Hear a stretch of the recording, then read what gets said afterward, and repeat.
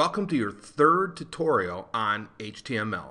Today we're going to look at unordered and ordered lists. Now lists are pretty much an everyday part of life, right? We're constantly putting together lists. You know, you think of a recipe and you have to have a list of ingredients. If you go to the grocery store, you have to have a list of items you have to buy.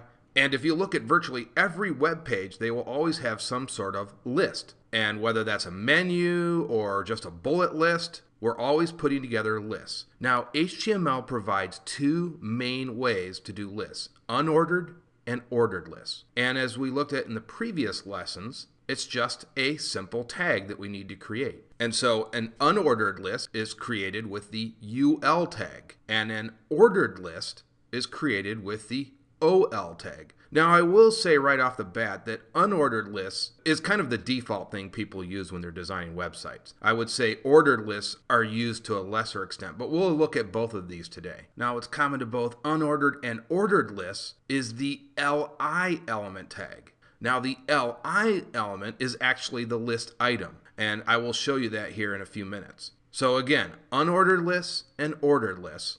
And again, both will use the LI element tag, which is embedded inside either the OL or the UL element. And so let's first take a look at an unordered list. Okay, so within our body tag, and remember, everything goes within the body element. So let's go ahead and create our UL tag, and then let's go ahead and close it. And now we've got our unordered list element. Now let's hit the tab button so that we can read these easier, and then create a couple spaces, and then we'll create our first LI tag. And remember, this is where our actual list element goes. So let's imagine we're creating a menu for our website, and we want to sell CDs, DVDs, and Blu-rays. So the first list item that we'll put will be CD. So again, we'll just close that. And we can go ahead now and just go ahead and copy and paste that. And we have to create another list item for our DVD. And let's go ahead and create a list element for Blu-rays. Okay, great. And actually, let's create a space there, and now this is nice and neat. And so now we've got our nice list that we want to display on our web page. And of course, we use the list tag to accomplish that. So let's go ahead now and render this web page, and let's save this as an HTML document. And there you see, we've got our nice list here displayed.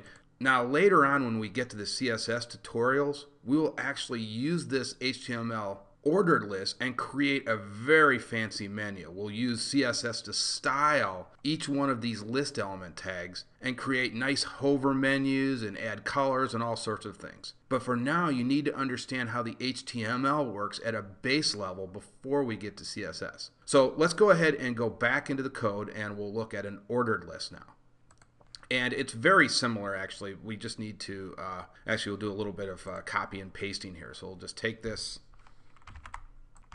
and we will just create our OL tags here. And let's go ahead and save this as an HTML file again. And there you see the difference. This is why this is called a ordered list, because we have numbers here. That's really the only difference. This one creates bullets, and this one creates numbers. So it's really what you prefer to use. Now later on when we get to CSS, like I said, we will style each one of these tags and create a lot of different effects. And one of the things you can do is you can actually remove these bullet points and numbers with CSS. But again, we'll get to that when we get to CSS. Okay, that's going to do it for this HTML video. I will see you guys in the next one.